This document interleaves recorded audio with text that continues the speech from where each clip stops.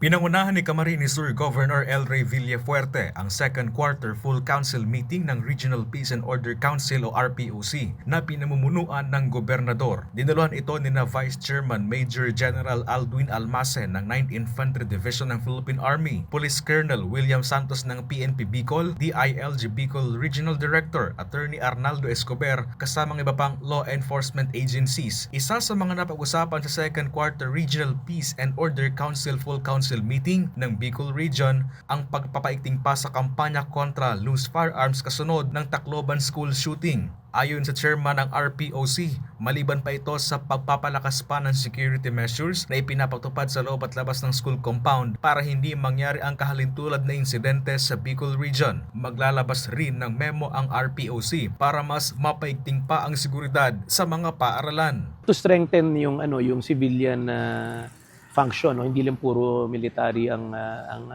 kailangan sa peace and order. So maglalabas tayo ng memo po to coordinate, to assist yung security measures para hindi mangyari sa atin yun na nangyari na yun.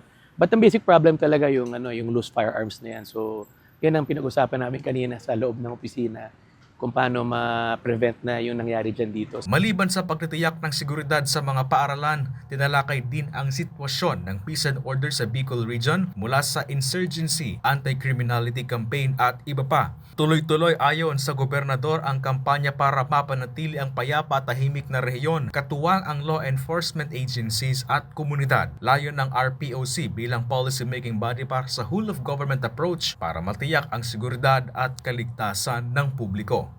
Well, kailangan talaga saan ba critical area, saan ba nagkukos ng crime, saan ba yung may insurgency, saan ba malala ang drugs.